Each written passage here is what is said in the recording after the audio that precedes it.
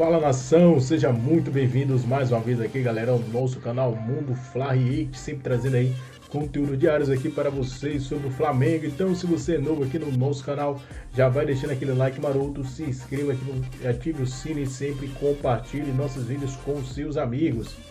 Era um Palmeiras que o torcedor olhava e se preocupava. Ou seja, vendo o jogo de hoje, mesmo com a eliminação, o torcedor pode ficar um pouco aliviado pensando, não, temos saídas. Quando a gente olha para esse Flamengo classificado, é totalmente diferente. A gente não pode tirar nenhuma conclusão do jogo de hoje, porque já era um jogo que já vinha de 2-0, já estava mais com a classificação ali mais encaminhada. Então não dá para a gente se preocupar com esse Flamengo por conta do jogo de hoje? Não acho que tenha muito motivo para preocupação pensando no longo prazo. É claro que existem algumas questões pontuais, como, por exemplo, a questão do Alan no meio-campo. Então, quando você não tem o Eric Pulgar para primeiro volante, ou quando você não tem o De La Cruz para segundo volante e a sua intenção é ter um meio-campo um pouco mais protegido, será que o Alan ainda é a melhor escolha? Embora ele tenha sido contratado para tal, né, veio de grandes campanhas no Atlético Mineiro, mas por lesão, né, ele teve lesão no começo, e por parte técnica hoje, infelizmente, a gente ainda não viu no Flamengo o Alan do Atlético Mineiro, não foi visto. Então, assim, o que o jogo de hoje deixa de recado, que de fato o Tite pode levar daqui para frente, que a hora que ele precisar de um volante um pouco mais de pegada, talvez não, esse cara hoje é o Léo Ortiz, né? Hoje esse cara é o Léo Ortiz. E fica aquela grande disputa, por exemplo, da lateral direita do Flamengo, porque nem o Varela, nem o Wesley se afirmam. Sim. Então, geralmente, o que está fora é o que passa a melhor impressão. Hoje o Varela teve alguns momentos no primeiro tempo de bola com destaque, outros momentos defensivamente com bastante sofrimento. Na reta final, depois o Wesley acabou entrando no segundo tempo. Acho que o Flamengo ele vem no momento da temporada que é um momento bom. O Flamengo ele vem bem no Campeonato Brasileiro, perdeu do São Paulo, mas ele vem como um todo brigando pelo título. O Flamengo, no jogo que mais se esperava dele na Copa do Brasil, ele entupiu o Palmeiras no Maracanã. Sim. E por isso ele está classificado às quartas de final. E também por isso ele chega muito forte para os confrontos das próximas semanas contra o Bolívar pela Libertadores. Então, assim, não é um Flamengo que o tempo inteiro rende o seu máximo? Não é. Mas ainda assim é um Flamengo muito forte e acho que o fato de ter sido inferior no jogo de hoje, como foi, o Palmeiras foi melhor do que o Flamengo, não liga alerta daqui para frente. Acho que é um jogo com condições muito especiais e onde o Flamengo teve muitos problemas no começo, mas depois se encontrou para neutralizar aquilo que o Palmeiras podia oferecer de perigo. Pois é, eu concordo, Dona. Não acho que é para ligar sinal de alerta, nem coisa nenhuma, é hora de se comemorar. E eu acho que até partidas como a de hoje, com toda a dificuldade que teve no primeiro tempo, ela ensina para o restante da temporada também. Eu acho que é até positivo no final das contas. Fortalece muito. Você passou, né? Você conseguiu desclassificar um adversário dentro do Allianz, né? Depois de uma vantagem construída no Maracanã e mentalmente isso dá muita confiança, né, pro time. Assim, você superando a adversidade também, porque assim, o primeiro tempo do Flamengo foi muito ruim e tem muito do mérito do que o Palmeiras fez para que o Flamengo não conseguisse se encontrar. A gente vê sempre muitas críticas, às vezes, do torcedor do Flamengo, porque o torcedor do Flamengo ele gosta muito do jogo ofensivo, né? Desse jogo de imposição, né? Um jogo mais envolvente. Com o Tite em algumas oportunidades, e já deu certo jogando dessa forma, ele espera um pouco. A gente viu alguns jogos do Flamengo, por exemplo, nesse brasileiro, que ele não teve mais a posse de bola. Mas era um time que tinha saída. Hoje o problema no primeiro tempo é que o Flamengo não conseguiu ter essa saída. Iniciar o seu jogo para pensar depois no contra-ataque. Eu não acho que ligue um sinal de alerta tão grande assim, mas eu acho que no segundo tempo ele poderia ter colocado antes um jogador ofensivo para preocupar mais o Palmeiras. Para você ter esse desafogo, para você ter uma saída, para você ter um contra-ataque. Né? Passou no limite ali de você levar pelo menos para os pênaltis, né? E outro ponto, esse eu esqueci, outro ponto de atenção que o jogo de hoje voltou a mostrar, né? Não só hoje, mas hoje foi mais um dia, é a bola aérea defensiva. O Flamengo tem levado uma boa parte dos seus gols de bolas cruzadas na sua área. Tomou 2 gols hoje, é que um não valeu. E o Palmeiras teve outras chances perigosas de cruzamentos, também porque o Palmeiras é um dos melhores times que a gente tem no continente em aproveitamento de bola aérea, mas acho que esse é um ponto que o Flamengo já tem de atenção e que hoje voltou a ficar evidenciado pelas chances que o Palmeiras tem. Eu acrescento só mais uma situação, tem sempre uma disputa muito grande na lateral esquerda do Flamengo. O Ayrton foi muito bem no Maracanã. mas ele é um jogador com deficiências assim crônicas na parte defensiva. Eu acho o Vinha um jogador tecnicamente superior e um jogador mais equilibrado no momento defensivo e no momento de ataque. É um jogador que tem uma capacidade de apoiar, de construir por dentro, acho que defende melhor. O Ayrton é mais a flecha, né? Aquele jogador de mais velocidade. Hoje ele sofreu demais. No primeiro tempo, principalmente, muita bola nas costas. Mas eu acho muito difícil tirar o Ayrton Lucas. Eu sempre, quando eu penso... É porque eu vinha, né? Sim. Mas sempre, quando eu penso na lateral esquerda do Flamengo, eu tenho muita dificuldade em ver o time sem o Ayrton Lucas, o Pac. Não sei se você... São dois jogadores de bom nível. O Vinha é um jogador mais tático, um jogador, acho que até mais completo taticamente para exercer diferentes funções. O Ayrton Lucas com o Tite é um jogador que vem muito em diagonal. É menos aquele jogador que ataca ao lado do campo o tempo inteiro, como foi na época do Vitor Pereira, por exemplo, né? Que foi o momento, acho que onde o Ayrton assumiu o maior protagonismo no Flamengo, foi no começo do ano passado, nas mãos do Vitor Pereira. Com o Tite como Cebolinha, ocupa muito o lado esquerdo, o Ayrton vem muito em diagonal. Mas, assim, nas mãos do Tite, o Ayrton é o titular, né? O Vinha teve seus momentos, mas o Ayrton é o titular. Hoje, no primeiro tempo, ele sofreu bastante, porque era um jogo que fugia mais as características dele. A gente não está acostumado a ver um Flamengo jogar tão atrás como jogou hoje no primeiro tempo, porque o Palmeiras impôs isso ao Flamengo. E ele tendo que bater ali com o Mike, com o Felipe Anderson, né? Ele foi muito testado defensivamente. Quando o Estevão está em campo, era com ele que o Estevão ia bater. Menos mal para ele que não tinha. Aí eu não sei se o Tite olharia diferente para o jogo com o Estevão. Não sei, pode ser. Apesar de saber que o Tite olha para o Ayrton Lucas como o titular. Bom, Fãs de Esportes, a gente vai conversar com a Renata Ruel daqui a pouquinho.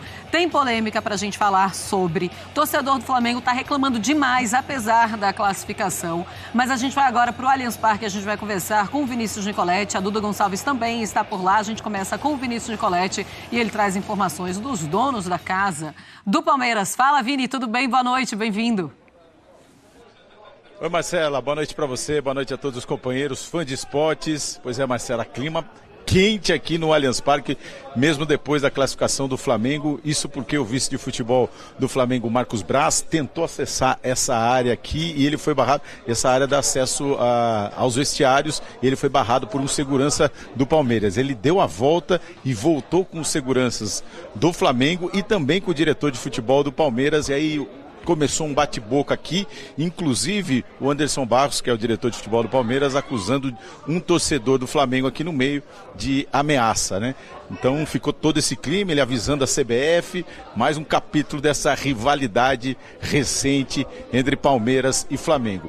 O que eu posso dizer, Marcelo, o Palmeiras fez tudo, mobilizou, usou todas as artimanhas para tentar essa virada aqui no Allianz Parque. Antes do jogo, nos vestiários, mensagens dos familiares, dos pais, esposa, enfim, passando e deixando uma mensagem de incentivo para os jogadores do Palmeiras e também imagens das duas conquistas do Palmeiras em cima do Flamengo, a Libertadores de 2021 e a Supercopa do Brasil em 2022. Foram os dois jogos que o técnico Abel Ferreira conseguiu bater o Flamengo. Então criou todo esse clima, o time entrou cheio de energia, como a gente viu logo no início do jogo, conseguiu o seu gol aos 7 minutos, mas sofreu também com lesões que preocupam para a sequência da temporada, porque o Felipe Anderson tomou uma bolada no olho, ficou com o olho bastante inchado, não conseguia enxergar ali, foi atendido e teve que ser substituído ainda no primeiro tempo. E o Mike, mais uma vez, saiu machucado com dores musculares. Ele é exatamente quem? O Flamengo. A gente viu o Veiga também substituído por desgaste físico, deu tudo que podia, correu demais nessa função, nessa nova função, o Aníbal Moreno e aí dois jogadores no meio campo um pouquinho mais avançados ali, então ele também foi substituído nessa situação, deixa aí marcas para o próximo jogo do Palmeiras contra o Flamengo lá no Maracanã pelo Campeonato Brasileiro. O técnico Abel Ferreira, vocês viram aí, foi expulso por gesto obsceno depois da consulta do VAR, saiu bastante irritado aqui mais uma vez, e daqui a pouquinho ele vem na entrevista coletiva e também o técnico Tite. Não teremos a passagem dos jogadores do Flamengo por aqui, mas a gente vai tentar ouvir também os jogadores do Palmeiras falando dessa vitória. É bom lembrar, o Palmeiras não vencia o Flamengo aqui no Allianz Parque desde 2017, então quebra essa sequência, mas não leva a classificação às quartas de final da Copa do Brasil. Clima por aqui, Marcela, pegando fogo, viu?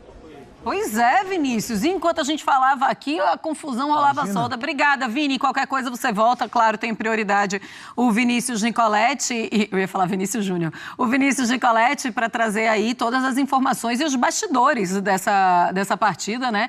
Mas que coisa, daqui a pouquinho a gente vai mostrar as imagens para vocês de tudo que aconteceu. Por que o Marcos Braz queria ir ao vestiário do Palmeiras? O que é que estava acontecendo ali? Será que ele estava querendo conversar com a arbitragem? Porque há uma reclamação muito grande. Olha aí, a gente tem a imagem.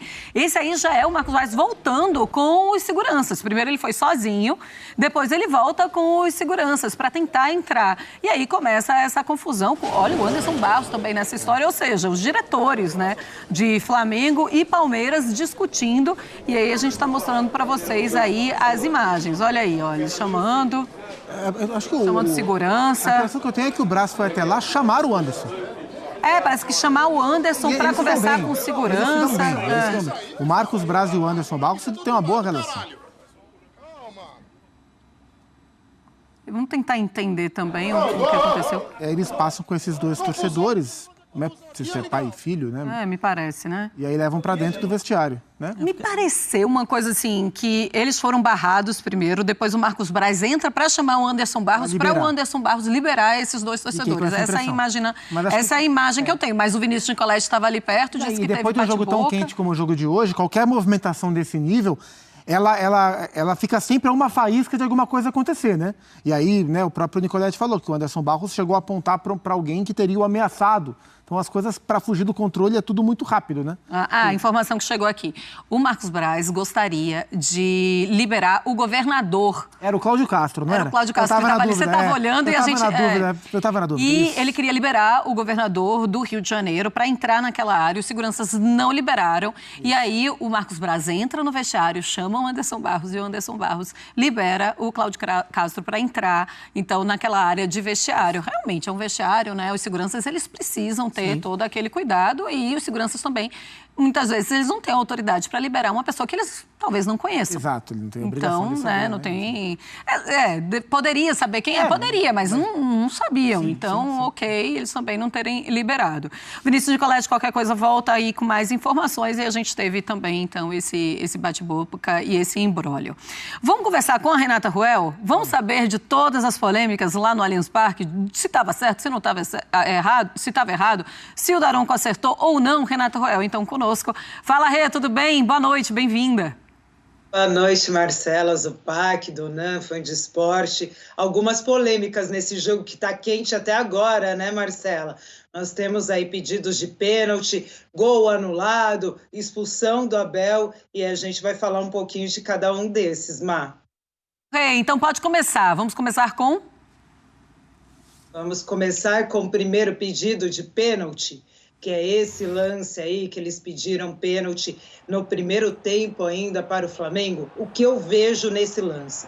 Para mim, você tem uma disputa por bola, você tem uma disputa por espaço. Eu até vejo, sim, um contato no jogador do Flamengo, mas para mim um contato mínimo. E aí o que acontece? A regra fala, nem todo chutar, nem todo calçar, nem todo contato é faltoso. Então, para mim, se tem um contato, o jogador do Palmeiras, ele posta o pé, tem um contato, mas um contato de bico ali da chuteira, para mim, muito sutil, com uma intensidade, com uma força muito baixa, e dentro disso, na regra, não é falta, não é infração. Neste lance, para mim, o contato não é faltoso, para mim é contato de jogo que não é o suficiente para derrubar o adversário, eu não vejo penalidade. Quero a opinião de vocês também, Zupa. Eu também não vi pênalti, não. É um lance sutil, mas eu não vi contato para pênalti no Gerson, não. E aí, Donan? Eu fico na dúvida, assim, eu vejo contato ali, né? Acho que ele chega atrasado, né? O Vitor Reis, o Gerson consegue dar uma adiantada, se em velocidade não é o suficiente para tirar o Gerson da jogada. Para mim é um lance muito difícil, né? Tem um ângulo que parece que não é nada, mas tem um ângulo que deixa claro que tem esse contato. Acho que tem margem...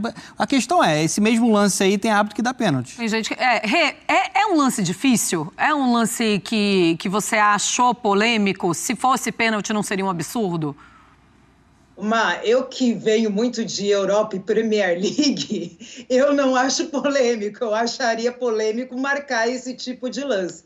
Então, eu que venho com essa visão de nem todo contato é faltoso, que você tem que deixar o jogo correr, que você tem que ter essa leitura, eu não vejo uma polêmica gigante nesse lance. Mas que cabe interpretação, sim. Sempre que você tem um contato, você tem que analisar se esse contato é o suficiente ou não para derrubar o adversário, se esse contato gera impacto na ação do adversário. Então, sempre que tem um contato, a gente pode discutir, sim, se é ou não polêmico, se é ou não infração. Dessa forma, é inegável que se tem o contato, há uma certa polêmica. Mas eu vejo um lance que, por mais que você tenha contato, eu não vejo contato suficiente para derrubar o jogador e gerar esse impacto na ação do jogador. Tá. Próximo lance, Rê. O próximo lance que nós temos, eu acho, se eu não estiver enganada na sequência, é o segundo pênalti que o Flamengo pede, não é isso? É isso aí, ó. É esse lance. E aí, eu gosto sempre de ir na regra, e eu falo isso. Você tem ali uma disputa dos dois com aquele braço aqui, espaço, o braço lá por disputa por espaço. O que a regra fala? A regra considera esse um movimento natural ou antinatural para a ação do jogador. É um braço que se justifica para a ação do jogador? Você corre assim, você joga assim, é isso o tempo inteiro, por mais que você esteja ali marcando o adversário. É um braço com natural ou antinatural? É um braço que assume o risco pro adversário de você ter a bola tocada no braço. Quando você tem um movimento antinatural, você está assumindo o risco dessa bola tocar no seu braço. E se essa bola toca no seu braço, num movimento antinatural, é infração. Para mim, um braço esticado dessa forma, dentro da área, por mais que você esteja ali em disputa com o adversário, não é um braço natural. Eu vejo um braço antinatural, e aí a hora que toca nesse braço, você assumir o risco por estar com o braço naquela posição. Se você assume o risco, é infração. Dentro da área, pênalti. Olha... E aí, Zupan? Isso eu acho um lance mais... Eu acho esse um lance muito mais polêmico do que o primeiro. Tá. Porque a minha dúvida era justamente sobre o fato do Murilo, era o Murilo, né? Tá em disputa com o Pedro. Né? Eles estão juntos, né? Aí a hora que o Pedro sai, a hora que o Murilo estica o braço e a bola cai involuntariamente, né? Em cima do braço dele. Não leva ele até se assusta. Sim. Eu, pela minha interpretação, eu não marcaria o pênalti. Mas aceito totalmente a leitura da Renata, que é muito mais embasada na regra do que evidentemente, a minha. É verdade, mas assim, eu também fico mais com o Zupac do que com a Renata Ruel. Mas o que a Renata Ruel fala, pra mim é lei, então tá dito. É o que tá na regra. O que tá dito, tá dito, é sempre assim. Mas eu também fiquei assim, eles estão ali disputando a bola. Se ele tivesse sem a mão e o Pedro com a mão, porque pro Pedro é mais fácil, né, ele tá ali, e ele ficar com a mão, ele também fica em desvantagem. Foi isso que eu pensei. Então é uma mão natural do jogo. E aí a bola bateu e achei que não seria pênalti. Mas se a Renata Ruel tá falando, é porque tá falado. Mas quero a tua opinião, Dona. Eu tô com a Renata. Pra mim foi pênalti também. O Murilo, né, que tá no lance ali, tá com o braço muito esticado, né, corre um risco ali no movimento que ele faz. E se a bola não bate no braço dele que tá esticado, ela ia vir limpinha pro domínio do Pedro, né? É uma chance clara, assim, poder dominar até fazer o gol ali. Então acho que esse é um lance para marcar pênalti, né? Eu discordo da interpretação da arbitragem do jogo, do Daronco. Ô, Rei, tem mais 2 lances e daqui a pouquinho o Spindle, ele acabou de dar uma entrevista, mas acabando com a arbitragem, Rei. Então, depois da gente conversar contigo, eu quero colocar essa entrevista do Spindle e aí a gente fala mais sobre a arbitragem. Mas vamos falar desses 2 últimos lances que ainda vamos analisar aqui.